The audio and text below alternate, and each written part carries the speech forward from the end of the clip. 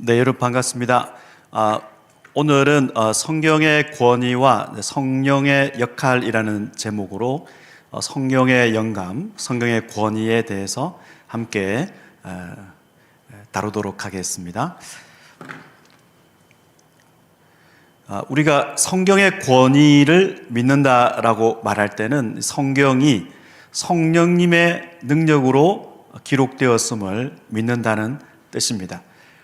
그런데 이 성경이 성령님의 능력으로 기록됐다고 했을 때는 당연히 이제 오류가 없고, 그리고 성령께서 하나님이시기 때문에 저자로 하여금 오류가 없이 성경을 이제 기록하게 하셨다, 이렇게 이제 말할 수가 있겠습니다.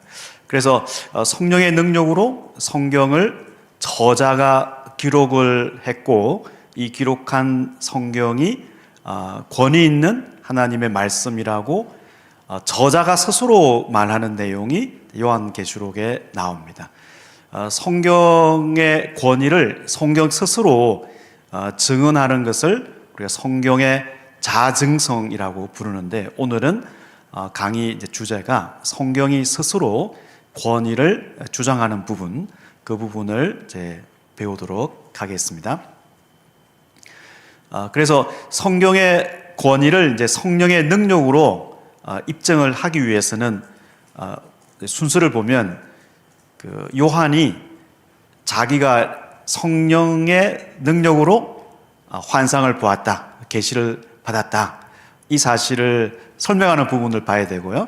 그 다음에는 성령께서 하나님이시다, 이 사실을 보고, 그 다음에는 저자가 내가 하나님이신 성령을 통해서 계시를 받아서 여러분에게 전하기 때문에 이 성경, 이 계시록은 무한 하나님의 말씀으로서 여러분이 지킬 때 여러분의 삶이 변하고 하나님의 뜻을 실천할 수 있다, 여기까지 보도록 하겠습니다. 먼저 요한계시록의 성령님에 대해서 보겠는데요.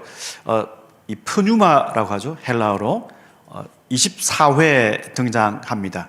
성령님을 언급할 때는 우리가 세 개로 범주를 나누어서 볼 수 있는데, 첫 번째는 엔 프뉴마티, 헬라어로는 성령 안에서 또는 성령에 이끌려 성령의 능력으로, 이렇게 여러 가지 번역할 수 있겠습니다. 요한이 내가 환상을 본 것은 내 힘으로 내가 스스로 본 것이 아니라 성령께서 나를 이끌어서 보게 하셨다, 이 표현을 쓸 때 성령 안에서 또 성령에 이끌려, 이렇게 쓰고 있습니다. 첫 번째 이제 범주는 내가 환상을 본 어떤 방법에 대해서 말할 때 성령님이 언급됩니다. 두 번째 범주는 성령님은 하나님이십니다. 그래서 하나님으로서 교회가 증언할 수 있도록 능력을 주시는 분으로 7영으로 성령님을 표현하고 있습니다. 세 번째는 예언을 하게 하시는 주체가 성령님이지 인간 어떤 설교자라든지 인간 저자가 아니다라는 사실을 이제 살펴볼 수 있습니다. 이게 세 가지 범주로 나누어서 좀 더 구체적으로 보겠습니다. 첫 번째는 성령 안에서. 자, 이 성령 안에서라는 이 헬라어 표현이 엔 프뉴마티, 엔이 이제 안이라는 뜻이죠. 또 수단, 의해, 이렇게 볼 수도 있겠습니다. 성령에 의해, 성령 안에서, 여러 가지 번역을 문맥에 따라서 할 수 있겠습니다. 그런데 이 요한계시록이 22장까지 있습니다. 22장에는 환상이 많이 나오죠. 그걸 우리가 이제 묵시 장르라고 이렇게 요한계시록을 나눕니다. 요한계시록에는 환상이 많이 나오지만 크게 보면은 이제 4개로 구분할 수 있습니다. 그래서 이 요한이 환상을 보기 시작할 때 쓰는 표현이 성령 안에서라는 표현입니다. 먼저 이제 7교회를 묘사할 때 2장 3장에 7교회를 묘사할 때 첫 번째로 1장 10절에서 성령 안에서 내가 이제 7교회에 대한 환상을 보았다, 설명합니다. 그 다음에 이제 하늘에 올라가서 내가 성령에 이끌려서 하늘에 올라가서 하늘에서 환상을 보았는데 4장부터 16장까지 긴 이제 환상이 펼쳐지는데 여기에 보면 7개의 인, 7개의 나팔, 7개의 대접 심판이 나옵니다. 그러니까 2개를 보았죠, 환상이. 그다음에 세 번째 환상과 네 번째 환상은 두 여자의 환상입니다. 첫 번째 여자는 음녀, 바벨론 환상인데 17장, 18장에 나옵니다. 그리고 이제 19장 10절까지는 이 음녀 바벨론이 멸망한 것에 대한 찬송 내용이 나옵니다. 그 다음에 이 여자와 완전히 대조되는 여자가 등장하는데 그 여자를 묘사할 때는 21장 아마 9절 10절 여기에 또 성령 안에서 내가 새 예루살렘을 보았다라고 하고 있습니다. 새 예루살렘이 여자죠. 그러니까 여기 바벨론이라는 여자와 새 예루살렘이라는 여자를 대조합니다. 그러니까 환상을 내가 4개를 보았는데 이 환상을 볼 때 성령에 이끌려서 내가 보았다. 그러니까 이게 권위가 있는 환상이라는 뜻입니다. 그리고 첫 번째 이제 7교회나 그 다음에 4장부터 16장까지는 요한이 그 자리에 있으면서 성령의 능력으로 환상을 보았고, 그 다음 그 두 여자에 대해서는 요한이 이제 성령에 이끌려서 이동을 하게 됩니다. 광야로 이동하고 그 다음에 높은 산으로 이동해서 환상을 봅니다. 요한이 이렇게 자기 자신이 이제 성령에 이끌려 성령 안에서 환상을 보았다고 하는 이유는 좀 이따 보겠지만, 요한 자신이 이제 선지자로서 하나님의 환상을 성령의 능력으로 받았음을 말하고, 그러니까 이 환상은 절대적인 권위가 있기 때문에 여러분 독자들이 또 청중이 이 환상에 나타난 계시를 그대로 받아들여야 된다는 것을 말하기 위해서 성령 안에서라는 표현을 쓰고 있습니다. 예를 들자면 1장 10절에 주의 날에 내가 성령에 감동되어, 성령에 감동되어가 바로 엔 프뉴마티, 성령 안에서를 이제 우리가 의역을 한 것이죠. 내 뒤에서 나는 나팔 소리와 같은 큰 음성을 들었다, 이렇게 말하고 있습니다. 그 다음에 요한이 자기가 성령 안에서 또 성령에 이끌려 환상을 보았다라고 하는 근거는 에스겔 환상입니다. 요한은 자기를 선지자로 이해를 하고 있습니다.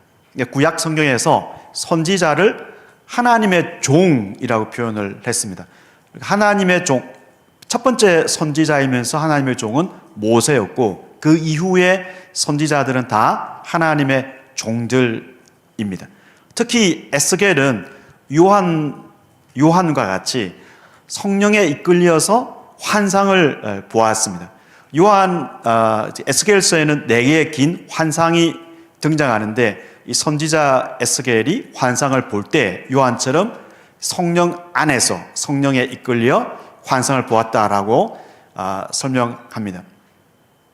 네, 예를 들어서 에스겔이 11장 24절을 보면 여호와의 영으로, 70인역을 보면은 엔푸뉴마티, 요한계시록에 있는 표현하고 똑같죠. 때우, 하나님의 영, 곧 성령, 하나님의 영으로 유배 상태에 있는 이스라엘 백성을 볼 수 있었습니다. 그리고 이제 이 히브리 성경 마소라 본문에는 여호와의 영인데, 여호와를 이제 70인역에서는 주로 번역을 해서 37장 1절을 보면 주께서 나를 영으로 데려가셨다. 헬라어로 보면은 엔푸뉴마틱 키리오스, 주께서 엔푸뉴마티, 성령으로, 또 성령의 능력으로 나를 데려가셨다. 이렇게 에스겔이 이미 선지자로서 하나님의 계시를 받을 때 성령의 능력으로 이끌림을 받아서 환상을 보았다는 것이죠. 그래서 에스겔은 주의 영에 의해서, 또 주의 영으로, 주의 영의 능력으로 환상을 보고, 그 환상을 통해서 예언의 신탁, 우리 신탁이라는 것은 뭐 예언의 말씀이라고 볼 수 있겠습니다. 그 예언을 받게 되었습니다. 그래서 에스겔이 시공간을 이동해서 그런 환상을 보게 되었는데, 그렇게 가능하게 하신 분이 누구냐? 바로 여호와의 영이다. 이렇게 이제 에스겔서에 나오고 있습니다. 여기서 우리가 신학적 의미를 생각해 보면 요한이 자신이 내게 환상을 보았을 때 이 엔푸뉴마티 성령 안에서라고 표현한 이유는 내가 하나님의 종으로서, 즉 내가 선지자로서 이 환상을 보았다. 선지자의 권위가 있는 것이죠. 성령께서 나에게 환상을 보여주었습니다. 그래서 내가 이 환상에서 들은 내용, 이 계시는 묵시, 이 계시는 진실하고 권위 있는 계시이기 때문에 여러분이 이 계시를 그대로 받아들여야 됩니다. 이 사실을 이제 말하기 위해서 요한은 에스겔이 보았던 그 경험, 엔푸뉴마티를 사용하고 있습니다. 그 다음에 이제 일곱 영, 이 부분은 앞에서는 그 요한이 환상을 본 것이 성령의 능력으로, 즉 하나님의 권능으로 본 것이고, 그래서 내가 전하는 예언의 말씀이 권위가 있다, 절대적인 권위가 있다, 이 사실을 이제 알려주고자 했습니다. 두 번째는 내게 환상을 보여주신 분이 성령님이시고 이 성령님이 하나님이시다, 이 사실을 이제 알려주고자 합니다. 요한계시록에는 성령님을 일곱 영으로 4번 표현하고 있습니다. 성령님을 왜 일곱이라는 숫자로 표현을 했는가? 요한계시록은 숫자를 통해서 의미를 전달하는 이 숫자의 상징성을 상당히 많이 이제 사용하고 있습니다. 우리 잘 알고 있는 14만 4천, 666 다 숫자죠.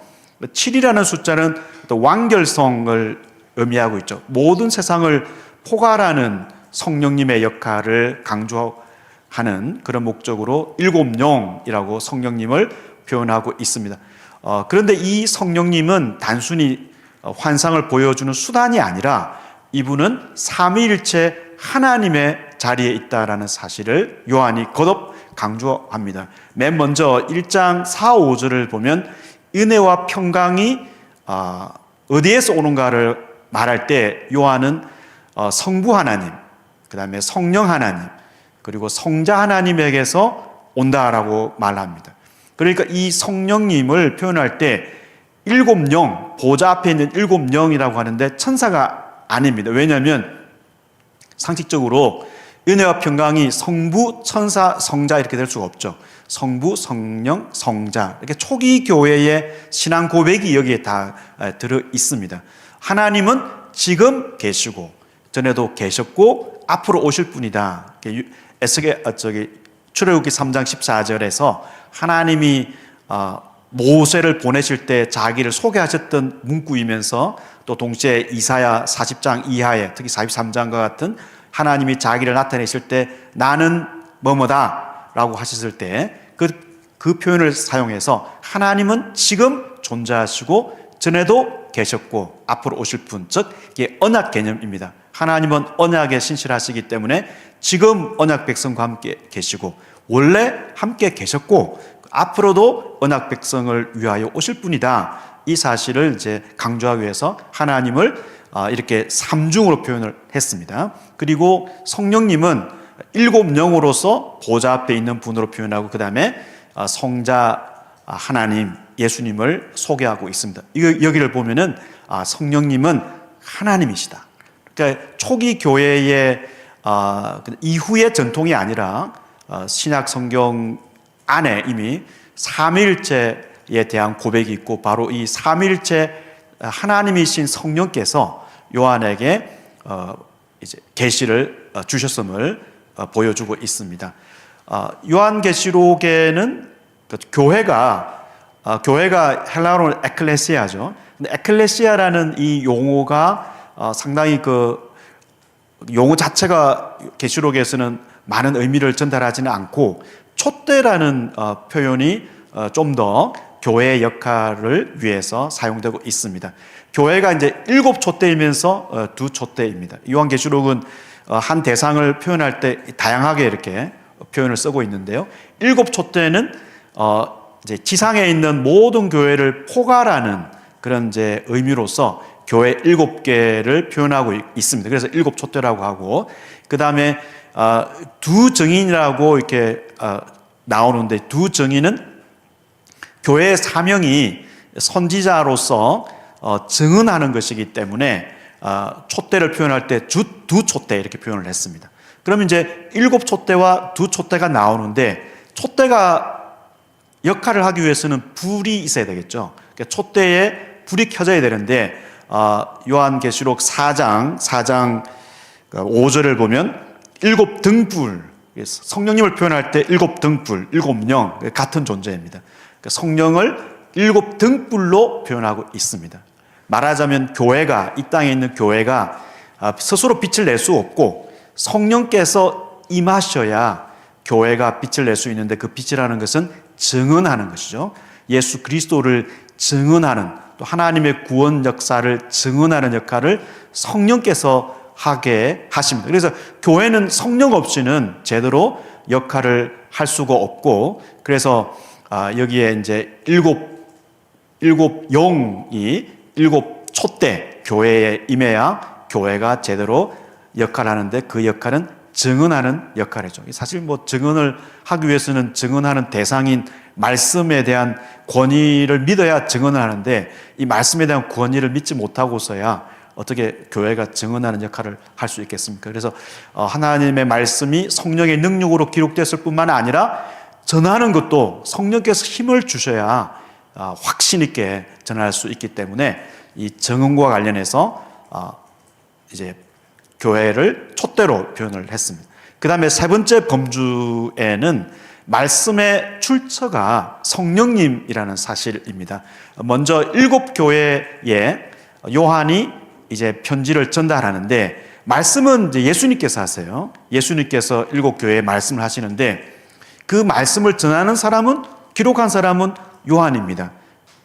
예수님이 자기가 말씀을 하고 나서 하시는 말씀이, 교회들은 성령께서 교회들에게 하시는 말씀, 교회들 복수로 되어 있어요. 그래서 에베소 교회 말하고 있지만 사실은 이 메시지는 나머지 교회들이 다 들어야 됩니다. 회람 편지이기 때문에 에베소 교회에서부터 읽기 시작하는데, 이 편지가 에베소 교회에는 에베소 교회 내용만 읽는 것이 아니라 나머지 6개 교회 내용, 편지 내용도 다 읽는 거죠. 그래서 교회들이라고 표현하고 있습니다. 예수님이 자기가 전하신 자신의 말씀인데 성령의 말씀이라고 예수님 말씀하고 있습니다. 내가 전하는 것이지만 이 말씀은 성령께서 교회들에 하시는 말씀이다, 이렇게 이제 말하고 있습니다. 그 다음에 성령님이 이제 직접 요한에게 말씀하기도 하고, 세 번째는 예언의 출처. 예언이라는 것은 요한계시록 전체가 예언입니다. 이 예언의 출처가 성령님이라는 사실을 알려주고 있습니다. 좀 더 구체적으로 보도록 하겠습니다. 좀 전에 말씀드린 것처럼 성령께서 교회들에게 말씀하시는 것을 들으라. 예수님이 말씀하시고, 이 말씀하시는 내용은 요한이 전하고 있습니다. 그러니까 요한이 기록을 했는데, 이 기록된 말씀이 사실은 예수님께서 하신 말씀이죠.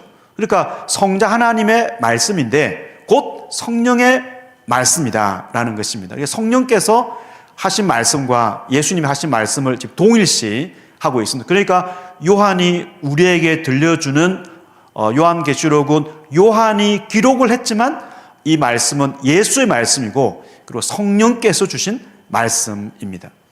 두 번째는 요한이 들었던 이 말씀 중에는 두 구절이 성령께서 직접 하시는 말씀도 있죠. 그러니까 성령은 말씀하시는 예언의 영으로 등장합니다. 세 번째는 19장 10절인데 대단히 어려운 본문입니다. 천사가 이제 요한이 천사에게 엎드렸습니다. 요한이 삼위일체 하나님만 경배하는 것을 가르치고 있는 사람으로서 천사를 향해서 일부러 경배를 할 리가 없죠. 그러니까 자기가 소리를 들었을 때 그 내용이 예수님의 말씀으로 생각하고 이제 예수님을 향해서 엎드렸는데, 이제 알고 보니까 예수님이 아니고 천사가 있는 것이죠. 그래서 천사가 의도적으로 이렇게 말하고 있습니다. 나도 너와 너의 형제들과 같이 그 이제 말씀을 받은 그 일꾼이기 때문에 나에게 경배하지 말라, 이렇게 이제 이야기를 하고 있습니다. 그래서 하나님을 예배해야 된다. 그러면 사실 하는 말이 예수의 증언은 예언의 영이다. 이 부분이 어려워요. 예수의 증언은 예언의 영이다. 그래서 두 가지로 생각해 볼 수 있습니다.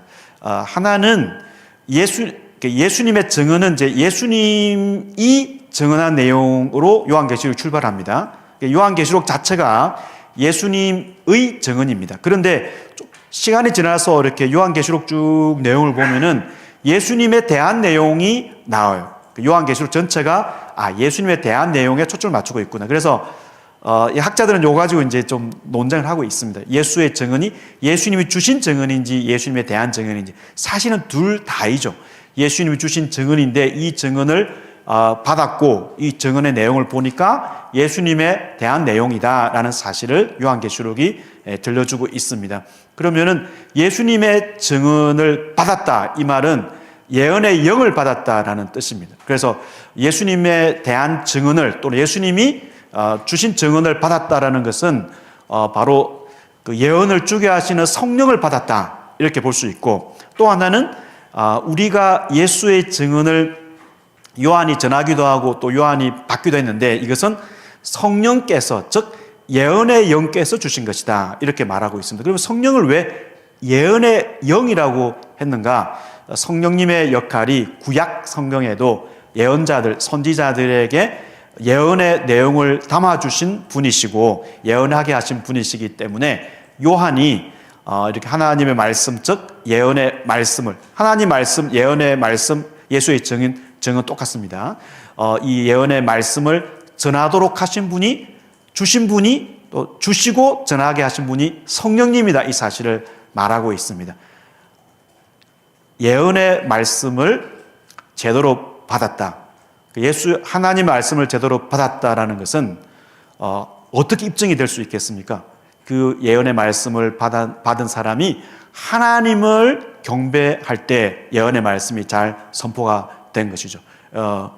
자칫 잘못하면 권위 있는 그 설교자들, 그리고 어떤 성경 선생들, 이런 사람들에게 너무 많은 권위가 주어질 수 있습니다. 그러나 말씀의 출처는 그 설교자나 이 학자가 아니죠. 말씀의 출처는 예언의 영이신 성령님이시다.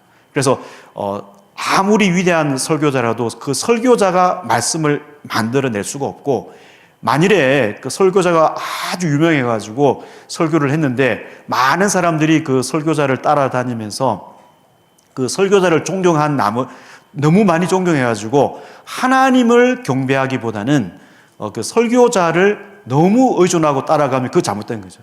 그 예언의 말씀의 출처가 성령님이라는 사실을 망각하고 자신에게서 뭔가 나왔다고 주장을 할 수가 있는 거죠. 그 심하다 보면 그게 이제 이단이 될 수도 있고, 개인적인 종교가 될 수도 있는 것이죠. 그래서 예수의 증언은, 요한이 전하고 있는, 또 요한이 받은 예수의 증언은 하나님을 경배하게 하고, 그 증언은 바로 성령께서 출처로서 주신 것이다. 그러니까 말씀의 출처가 성령님이라는 사실을 알려주고 있습니다. 우리가 그 하나님의 말씀의 권위를 믿고 그걸 우리가 운동을 하는데, 하나님 말씀을 절대 무한 하나님 말씀이라고 그 믿는 것을 어떻게 입증을 할 수 있겠습니까?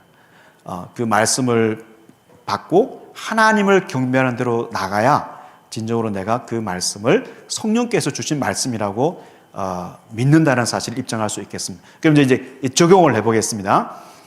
오늘 이제 그 강의에 이거 이야기하고 싶었어요.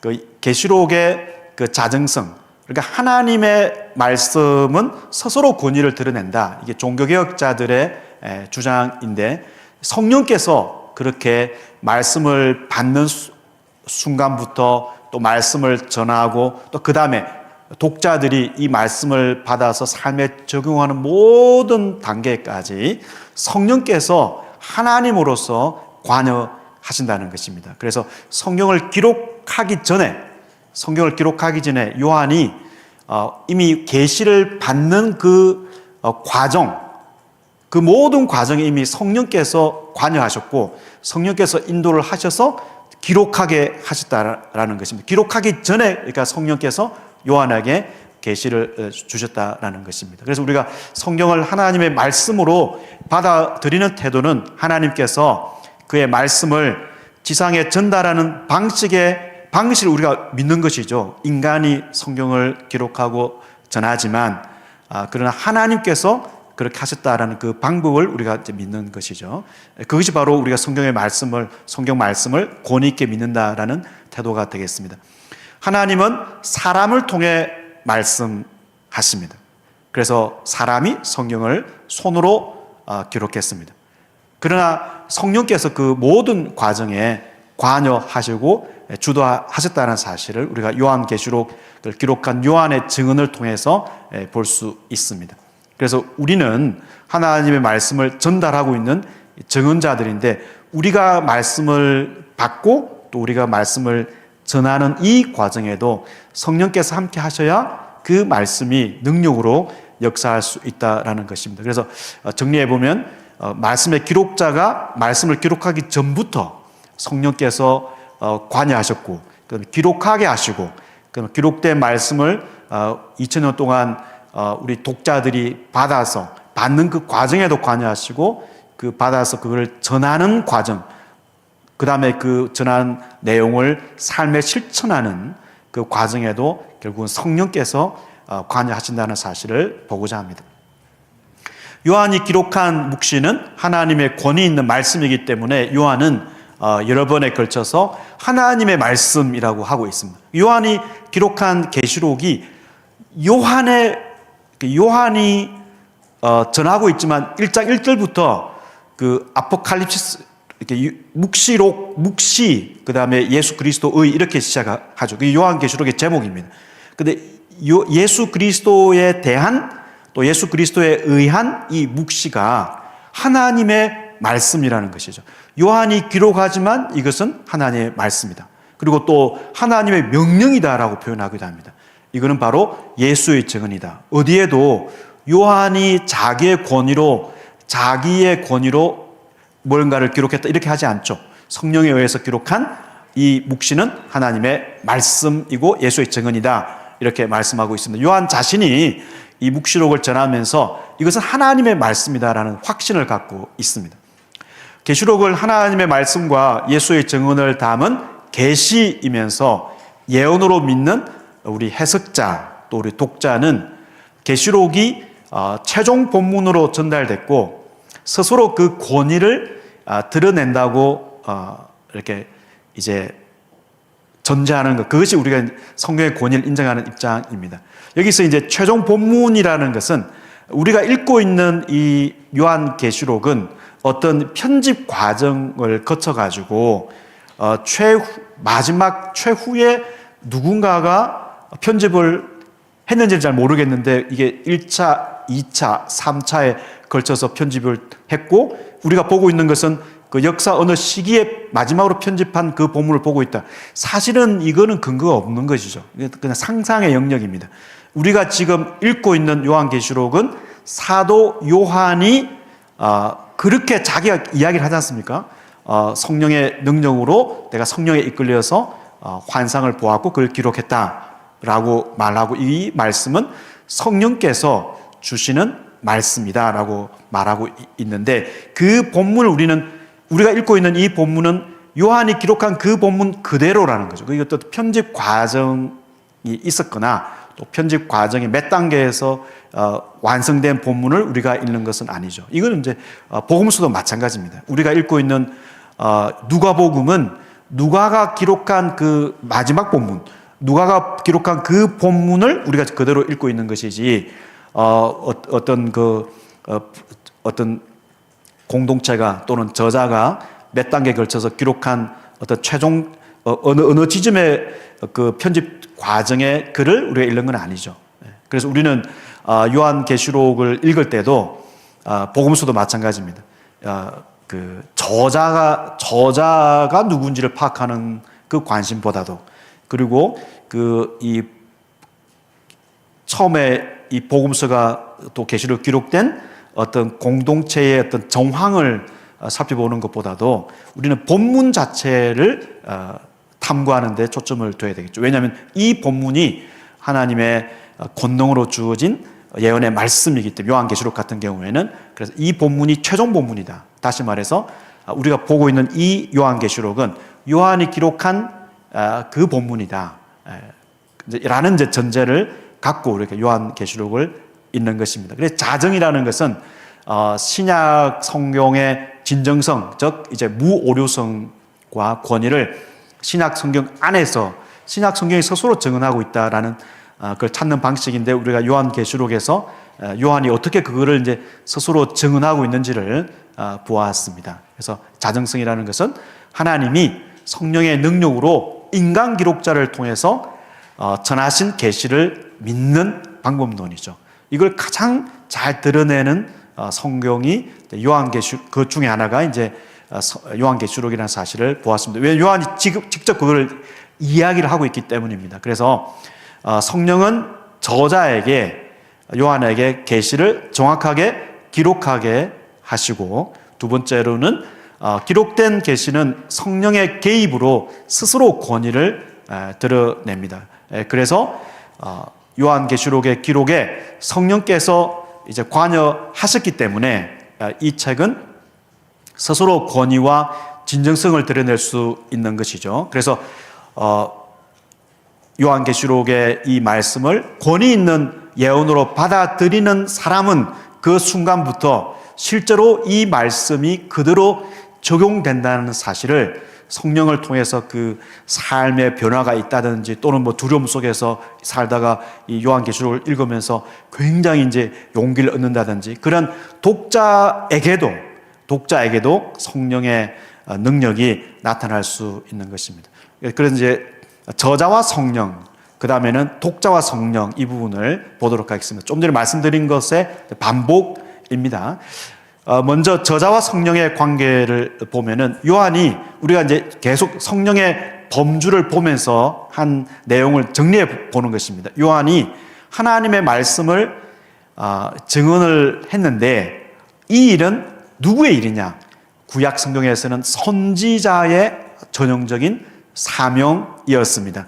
선지자는 하나님의 영, 곧 성령을 통해서 환상을 보거나 또는 해석을 했는데, 요한은 자기가 선지자로서, 즉 하나님의 종, 선지자가 하나님의 종이니까 특히 에스겔 선지자와 같은 권위로서 내가 하나님의 말씀을, 환상을 통해서 받았다라는 사실을 알려주고 있습니다. 그러니까 이 하나님의 말씀을 요한이 전하는데, 이 말씀의 권위를 보증하는 존재는 요한이 아니라 성령님이라는 사실입니다. 그래서 교회가 성령님의 음성을 듣기 위해서는 이 선지자 요한의 권위를 인정해야 되죠. 왜? 요한이 지금 자기가 선지자로서 과거 선지자처럼 성령의 능력으로 환상을 보고 계시를 받았다고 거듭 강조하는데, 그 독자들이 그거를 그 정도로 요한이 호소를 하면 받아들여야 되죠. 그래서 이 말씀을 전하는 요한이 선지자로서 우리에게 이 말씀을 전하기 때문에 이 말씀은 성령께서 주신 말씀이고, 그래서 이 말씀을 이제 신뢰성 있게 독자들이 받을 수 있는 것입니다. 그래서 교회는 선지자 역할을 하는 요한을 통해서 하나님의 말씀을 받았고, 또 예수의 말씀과 성령님의 말씀, 같은 뜻이죠. 하나님의 말씀, 예수의 말씀, 성령님의 말씀, 같은 말씀을 받게 되었습니다. 그러니까 독자와 성령의 관계를 보도록 하겠습니다. 성령은 독자가 기록된 성경을 듣고 읽는 과정에도 개입을 합니다. 그래서 우리가 성경을 읽을 때 기도하면서 읽고 겸손한 마음으로 읽으면 그 읽는 사람의 삶의 변화가 나타나는 것이죠. 그래서 저는 이렇게 생각을 합니다. 하나님의 말씀을 이렇게 전하고 또 가르치는 그런 과정에서 그 말씀을 받는 사람들이 정말 살고 죽는, 정말 구원을 받고 삶이 변화되고 이런 것을 실제로 경험을 많이 해야 된다고 생각합니다. 실제로 내가 전하는 하나님의 말씀이, 또 내가 받는 하나님의 말씀이 상대방을 변화시키고 나 자신을 변화시킨다는 그 삶에서 일어나는 그 성령의 변화하게 하시는 일, 그것을 전혀 경험하지 않고 그냥 지식적으로 이렇게 성경을 공부하다 보면 그냥 이 성경이 살아있는 성령님에 의한 말씀이라는 사실을 그러니까 알 수가 없는 것이죠. 계시록의 첫 번째 독자들, 모든 성경이 그렇지만 첫 번째 독자들이 항상 있고 그 다음에 오고 오는 세대에 독자들이 있죠. 특히 계시록은 세 가지 장르이기 때문에 이제 묵시, 그 다음에 예언, 그리고 서신입니다. 그래서 그 중에서 서신을 보면은 이 서신 이제 2장, 3장이 7교회에 보내는 편지인데, 근데 서신의 형식은 없습니다. 서신의 형식은 없고 그냥 이걸 편지라고 요한이 말하고 있습니다. 근데 서신의 형식이라기보다는 예언의 형식이 더 맞습니다. 그럼 왜 서신이라는 것이 중요한가? 요한이 이 편지를 7교회에 전하는데 독자들이 요한을 잘 알고 있다는 사실입니다. 복음서하고 이제 바울 서신하고 그 장르가 다르죠. 바울 서신은 서신이기 때문에 편지를 받는 사람들이, 수신자들이 바울을 알고 있고 바울도 수신자들을 대부분 알고 있습니다. 그래서 우리에게 계시록을 전달하는 지금 요한이 누군지를 이미 독자들이 신뢰성을 갖고 사도 요한으로서 우리에게 묵시록을 보내고 있다라고 해서 신뢰성을 갖고 있는 것이죠. 그래서 수신자들은 이 저자가 선지자로서 성령의 능력을 통해서 환상을 보고 또 우리에게 계시를 전달해 준다. 이 사실을 독자들은 이제 믿을 수 있습니다. 왜냐하면 이 저자가 누군가를 이미 독자들이 잘 알고 있기 때문입니다. 그래서 성경의 자정성은 반복해서 말씀드리자면 능력으로, 하나님의 성령의 능력으로 기록된 말씀을 듣고 읽는 독자들의 삶의 변화 과정에도 나타나고 있습니다. 그래서 요한은 성령의 능력으로 계시를 보고 전하는 하나님의 종, 곧 선지자로서 이 예언의 말씀, 계시록을 하나님의 권위 있는 말씀으로 받아들여야 된다라고 강조하고 있습니다.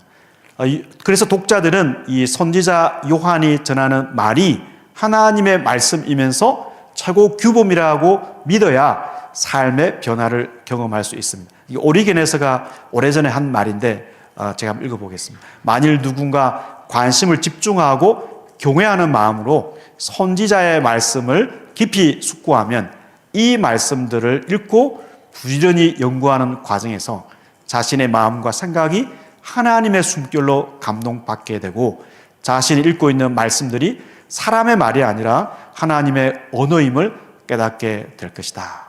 성령님에게 의존해서 간절히 기도하면서 하나님의 말씀을 읽는 사람은 정말 누구나 그 말씀이 살아서 자신을 변화시키고 또 이웃을 변화시킨다는 사실을 경험할 수 있습니다.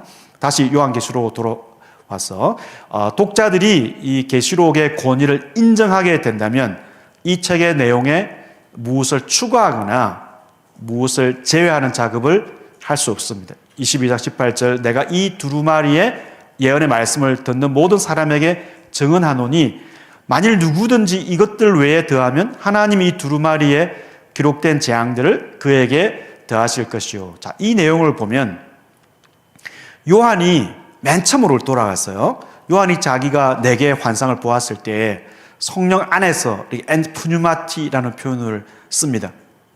그런데 요한이 독자들에게 내가 성령의 능력으로 환상을 보았으니까 여러분도 그러한 환상을 보고 계시를 받으십시오. 이렇게 하지 않죠. 요한은 나는 선지자로서 그 선지자의 권위로 성령의 인도를 받아서 환상을 보았고 환상에서 하나님의 계시를 내가 들었습니다. 이걸 여러분에게 전하는데 여러분은 이 계시를 실천하는 사람입니다. 이 계시의 말씀을 보존하고 그걸 실천하는 사람들입니다.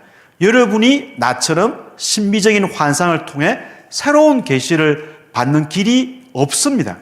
이거는 누가 한 이야기냐? 이미 구약의 선지자들이 예를 들어서 요한이 자기가 에스겔처럼 환상을 보았다고 간증을 하고 있는데 에스겔이 백성들에게 말하기를 내가 성령의 능력으로 환상을 보았습니다.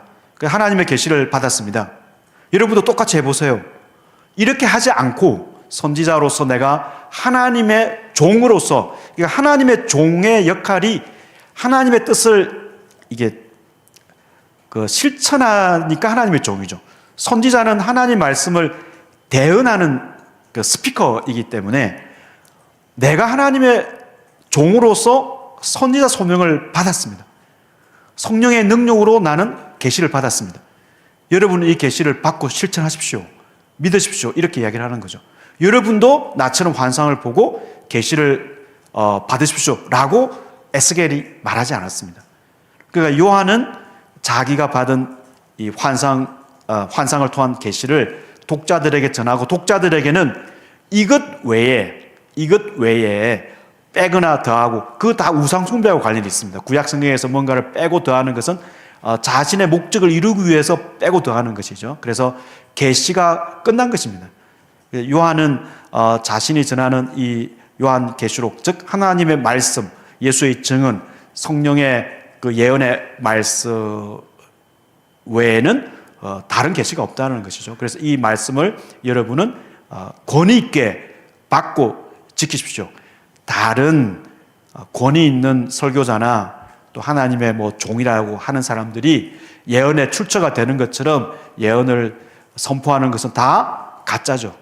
그런 말을 들으면 안 되는 거죠. 요한은 선명하게 계시가 성령에 의해서 주어지는 것이고, 독자들에게 그 계시를 받도록 이렇게 격려하는 내용이 전혀 없습니다. 그렇기 때문에 계시록은 하나님의 말씀, 전달된 하나님의 말씀에 더하거나 빼지 말라는 엄중한 명령으로 끝나고 있습니다. 교회는 계시를 받아들이고 순종해야 하고, 계시를 세상에 전하는 증인들입니다. 교회가 두 증인으로서 그 선지자 소명을 똑같이 수행을 하죠. 요한의 묵시를 듣거나 읽는 독자들은 기록된 예언의 말씀을 하나님께서 선지자 요한을 통해 주시는 참되고 권위 있는 말씀으로 받고 순종을 해야 합니다. 그래야 교회가 성령의 성령이 이제 불로 묘사되니까 성령을 받아서 증언할 수 있는 힘을 얻게 되는 것입니다. 그래서 이 말씀의 권위는 이 독자가 이 말씀을 권위 있는 말씀으로, 또 성령께 주신 말씀으로 받아들일 때 그들의 삶 속에 역사하시는 성령을 통해서 이 말씀의 권위가 나타나게 됩니다. 성령을 통해서 우리 개별 신자나 또 교회가 변화를 경험할 수 있는데, 이 모든 변화도 성령께서 가능하게 하시는 것이다. 예를 들어서 7 영이신 또 7 등불이신 성령께서 촛대가 되는 교회에 임하셔야 교회가 담대하게 예수를 증언할 수 있습니다. 네. 그 다음에 이제 오늘 강의 전체를 한번 정리를 해보겠습니다. 그래서 성경의 권위와 성경의 독자. 앞에 내용을 이제 반복하고 있습니다. 그래서 성령은 교회에 말씀하시는 예언의 영이십니다. 그래서 하나님은 인간을 통해서 말씀을 하시고 그 말씀을 우리에게 주셨고, 또 우리가 또 다른 사람들에게 전하고 있습니다. 특히 선지자는 하나님의 말씀을 백성에게 전하는 사명을 받은 하나님의 종이고, 요한이 그런 선지자 역할을 했습니다. 요한은 자신이 에스겔 선지자처럼 하나님의 종으로서 성령의 능력과 인도하심으로 환상을 보고 예언의 말씀을 받았다, 이렇게 이제 전하고 있죠. 이게 성경이 스스로 이 말씀이 권위 있는 하나님 말씀이라고 증거하는 것, 이것이 바로 이렇게 성경의 자정성이라고 볼 수 있겠습니다. 그런 이 성경의 자정성은 이 말씀의 권위를 받아들이는 삶을 통해서도 입증이 된다는 것이죠. 그러기 위해서는 요한이 주시는 말씀을 우리가 하나님 말씀이라고 믿고 받을 때 그러한 이 하나님의 성경의 자정성이 삶을 통해서 나타날 수 있다는 것입니다. 그래서 성경의 자정성은 기록된 말씀 그 과정뿐만 아니라 또 이 말씀을 받아들이는 우리 독자들의 삶을 통해서도 입증이 된다. 이 사실을 확인할 수 있습니다. 네, 성경의 자정성이라는 주제로 성령의 역할과 더불어서 요한계시록을 하나 예로 살펴보았습니다. 네, 제가 기도하겠습니다. 하나님 아버지, 우리에게 주어진 66권의 성경은 성령님께서 우리 인생을 구원하고 하나님의 뜻대로 살 수 있도록 주신 하나님의 권위 있는 말씀이라고 믿습니다. 이 말씀을 믿을 뿐만 아니라 이 말씀을 전할 때도 성령께서 함께 하셔야 가능함을 믿습니다. 한국 교회가 하나님의 말씀을 권위 있는 성령의 능력으로 된 말씀임을 믿고 전하는 교회가 되게 하시고, 또 이 말씀을 받는 사람들도 성령의 능력으로 교육된 이 말씀이 내 인생에 강력하게 살아 움직일 수 있음을 믿고 말씀을 받는 그런 말씀 운동이 일어날 수 있도록 성령께서 인도하여 주옵소서. 예수님의 이름으로 감사하고 기도합니다. 아멘.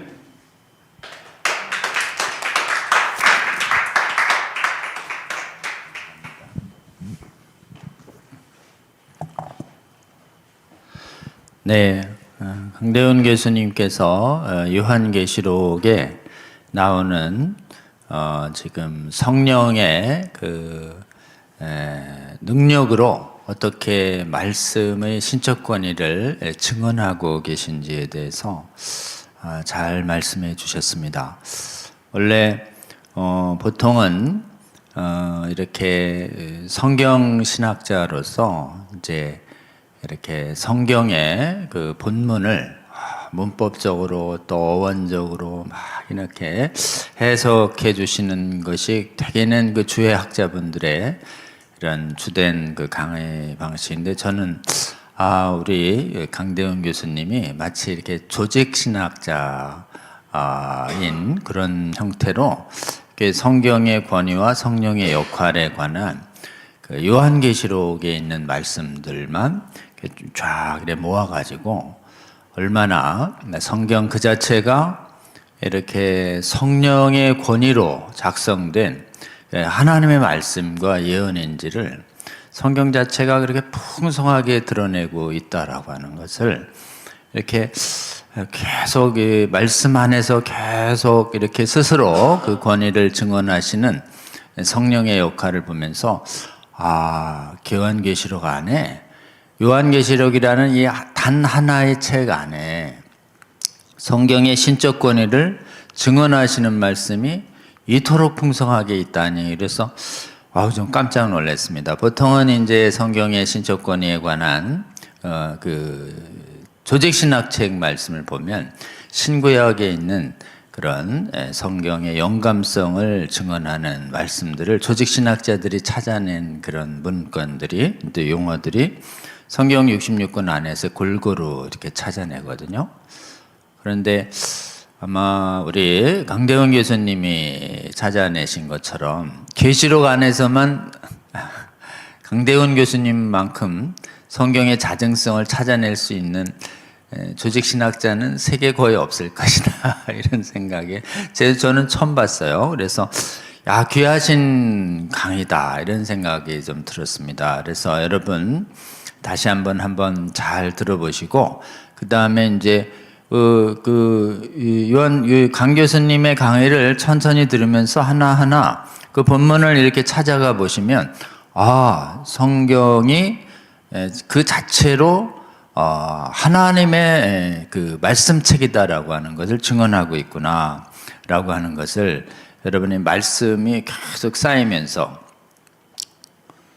이제 확신이라는 게 보통은 하나님께서 이제 우리에게 딱 한두 가지 증거 가지고도 확신을 딱 주지만, 보통의 이렇게 사람의 그 확신은요, 증거가 막 쌓여요. 한두 개 쌓이는 것만으로 의심 많은 인간들이 잘 안 믿으니까 하나님이 그걸 아시고 성경에 이 부인할 수 없을 정도로 증거를 계속 쌓아가는, 증거가 너무 많아가지고 도저히 부인할 수 없을 정도로 이렇게 쌓여갈 때 네가 부인할 수 있어 이렇게 얘기할 때 하나 인간의 그 교만한 이성이 그 너무 많은 증거 앞에서 순복하는 이런 경향도 있습니다. 그래서 하나님이 증거를 많이 대시는 것은 그것은 우리 한두 가지 증언만으로 의심할 인간의 연약함을 보시고 그 증언을 그야말로 그냥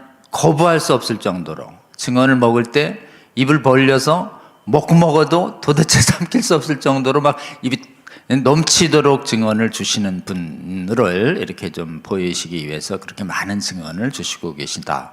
이렇게 좀 보이고요. 또 하나는 여러분 이제 문서를 볼 때요. 이제 뭐 일반 법률 이론인데요. 어떤 문서가 믿을만 하냐를 볼 때 가장 먼저 검증하는 게 뭐냐면 문서 작성자가 누구냐. 그럼 이제 문서 작성자가 나와요. 작성자 이름을 이렇게 좀 쓴단 말이에요. 그러면 이제 그 문서를 증거로 쓸 때 일반적인 세상의 법정도 그렇습니다. 그 문서의 작성자가 진짜 자기가 쓴 거 맞아? 이거를 작성자의 진정성이라고 합니다. 작성자가 진짜 그 사람이 맞다라고 할 때만 증거를 쓸 수 있어요.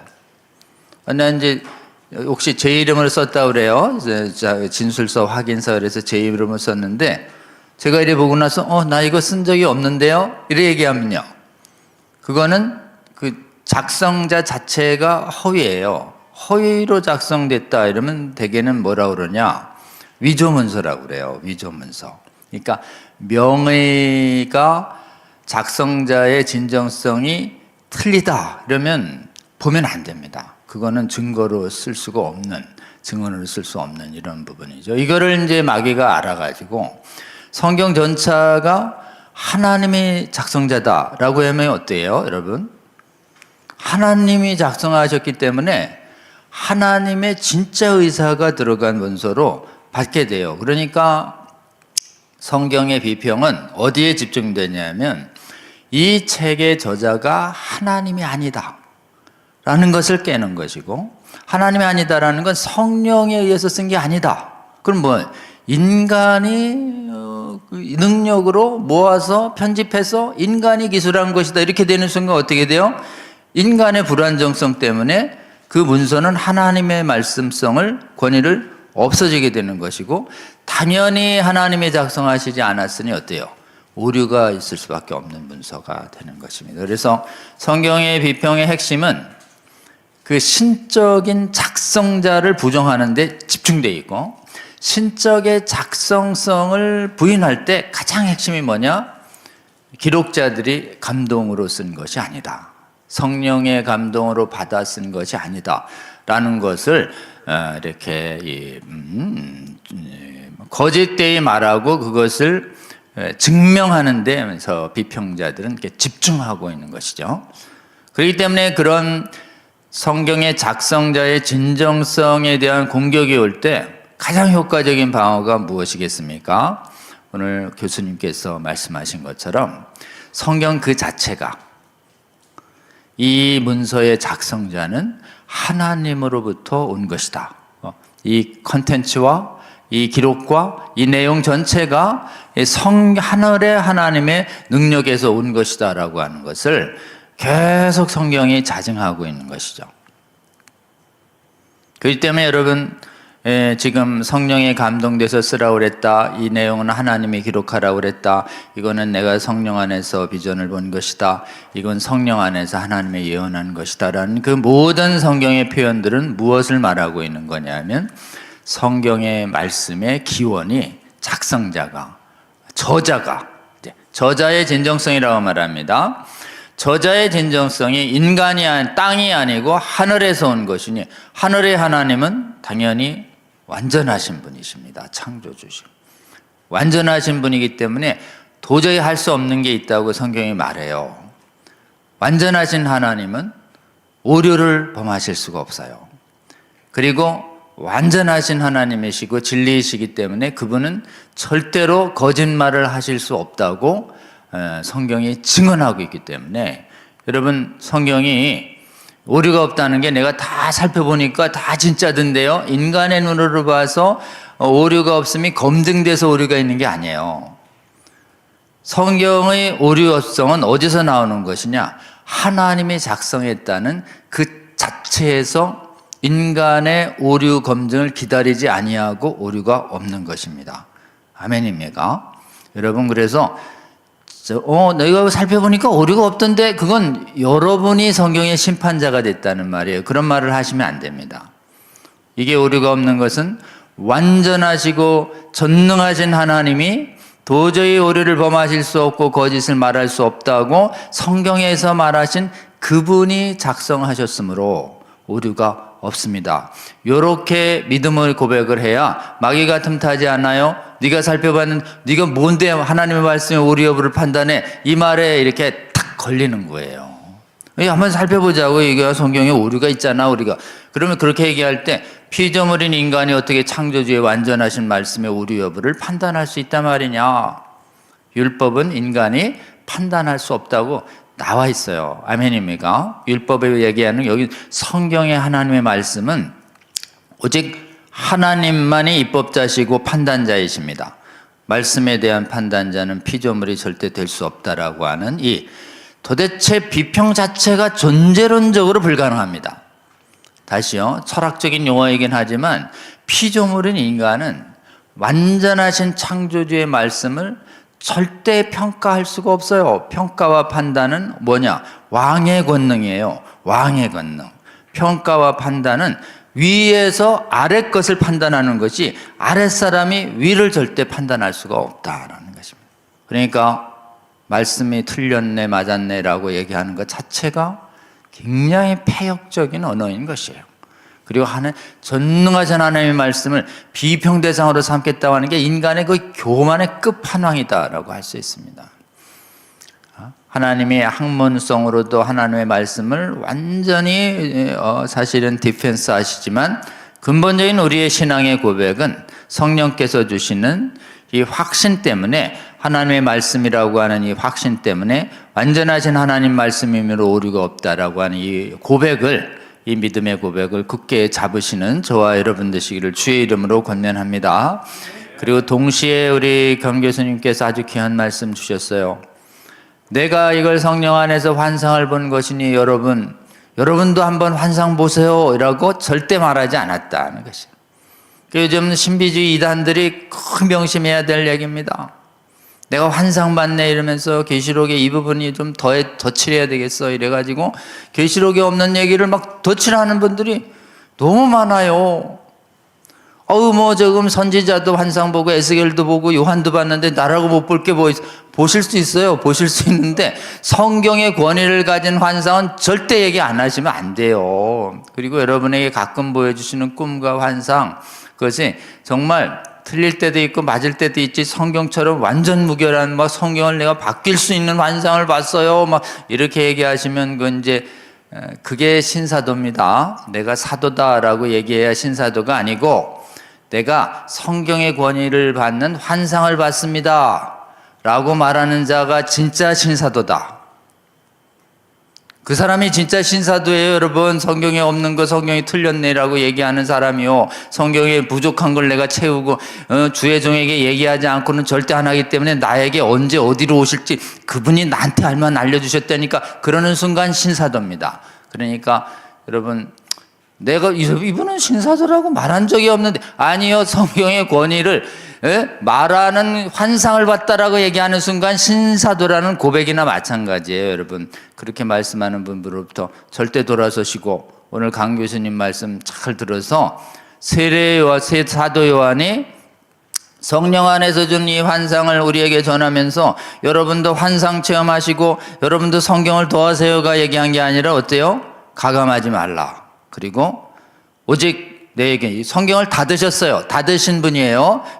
사도 요한은 신약 성경을 다 드신 분입니다. 다 드셔야지 계속 여시면 어떻게 해요? 지금 뭐 성경이 무한정 길어져 가지고 중구난방될 거 아닙니까? 그래 하나님이 다 드셨어요, 성경을. 그러니까 성경을 더한다라고 하는 자들은 전부 역사상, 교회 역사상 교회를 혼란을 빠뜨린 이단이었다.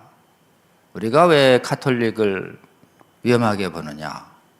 교황을 앞세워서 성경의 권위와 동등하게 인정하면서, 여러분 한번 좀 성도들 성당에 한번 가보세요. 성경 말씀을 써놓은 게 아니라 사도이 교황의 말씀을 딱 써놔요. 그래가지고 교황의 말씀을 성경의 권위와 동등하게 놓는 이런 거 일종의 사실은 교황도 신사도적 역할을 하고 계신 거예요, 여러분. 그게 지금 오직 성경 이러지 성경 플러스 교황 이렇게 계속 고집하는 한 위험하시다. 그래서 여러분 가톨릭을 호의를 갖고 계신 분들은 절대 성경의 권위에 덧치라는 이 교황의 이 신적 권위를 부여하는 거짓된 교리로부터 경계하시고 돌아서시면 좋겠습니다. 잠깐 우리 함께 기도하면 좋겠습니다. 우리 강대훈 교수님과 그 다음에 한국의 제일 큰 신학교인 총신대 위해서 여러분 함께 기도해 주시면 좋겠습니다. 전 세계에 놓고 볼 때 참 귀한 신학교입니다.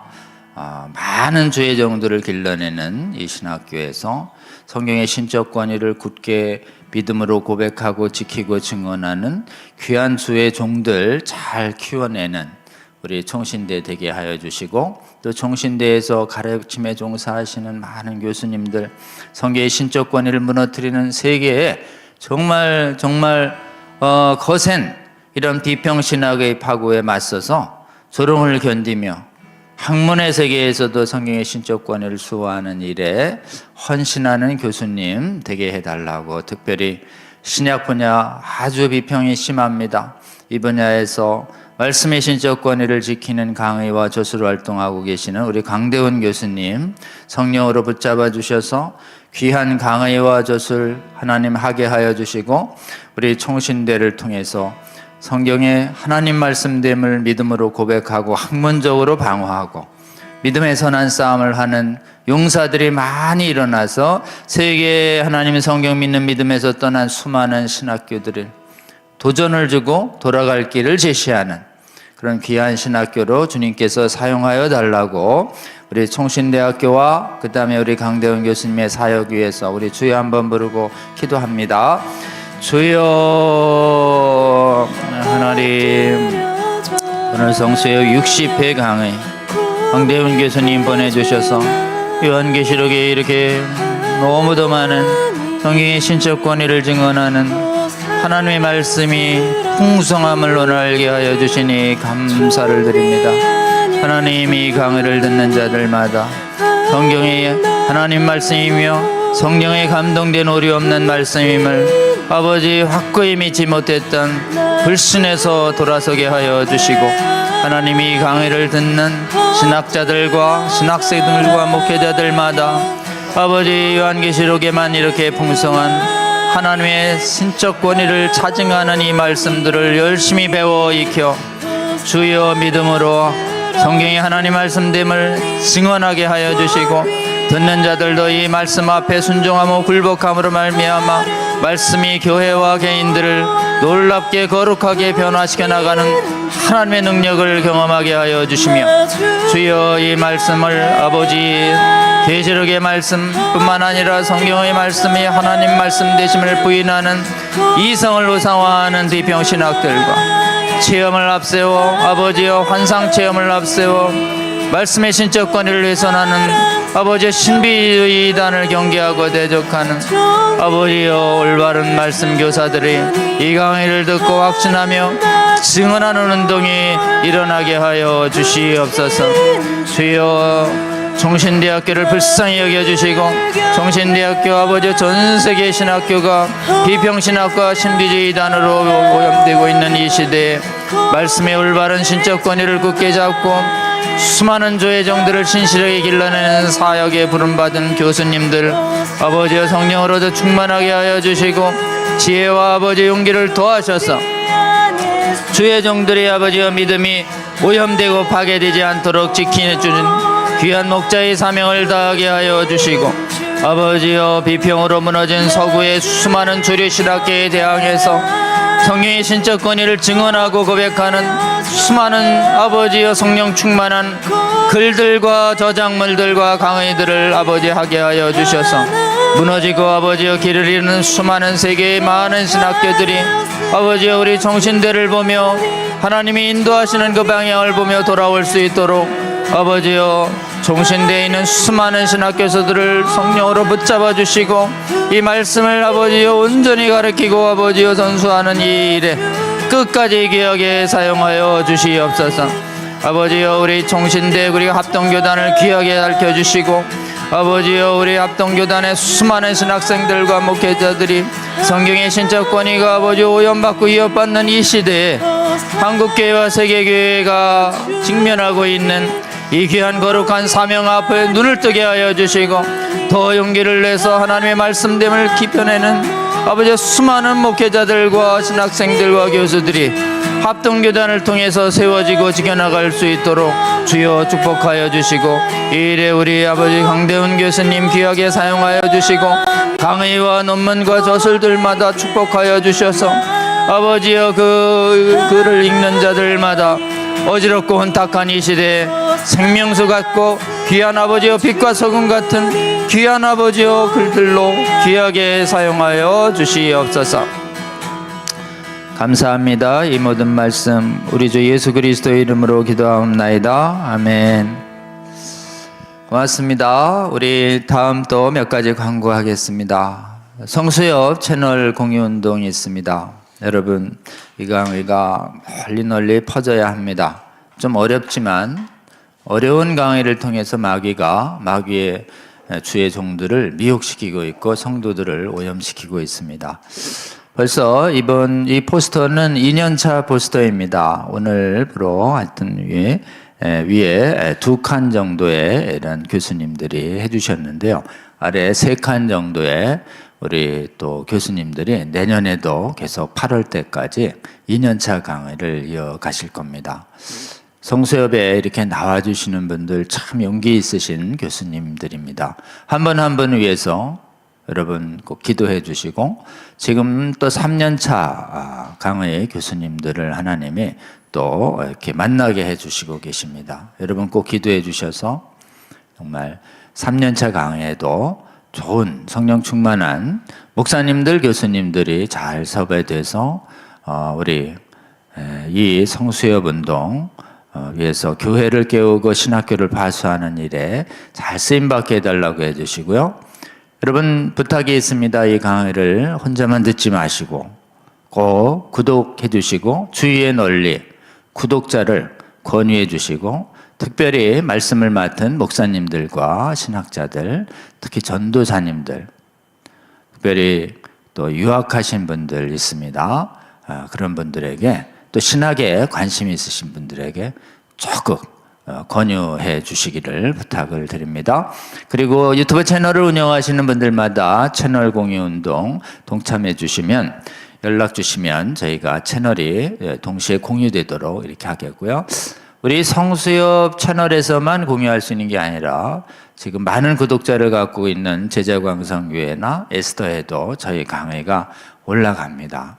이 강의를 들으시는 또 제자광성교회 그다음에 에스더 등의 구독자 여러분 갑자기 왜 이렇게 어려운 강의가 온 거야? 이렇게 놀라지 마시고 여러분 단단한 음식이지만 꼭 끝까지 들으시고 널리 전파해 주셔서 아주 간단합니다. 널리 공유만 해 주셔도 많은 분들의 미혹이 막아지고 살아날 수 있습니다.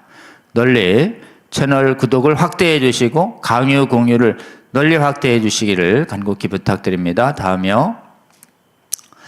네, 저희 이제 원래 오늘은 또 성순성 강의가 있는 날인데요.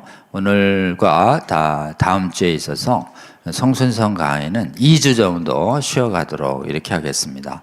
그리고 성수협 정기강론도 올해 거의 특별한 일 없으면 매주 제공해 왔는데요. 연말 한 번 또 우리가 쉬어가도록 이렇게 하겠습니다. 연말연시 여러분 주 안에서 잘 좀 쉼 누리시고 내년 초에 또 우리 다시 뵈면 좋겠습니다. 다음번 강의 공지합니다. 다음이요. 내년 1월 1일 강의는 여러분 잘 아시는 분이시고 또 설교 강단에서 성경 비평을 가장 용감하게 대적해 주시는 강의를 너무 잘해 주시는 우리 박한수 목사님이 또 내년 첫 강의를 하게 됐습니다.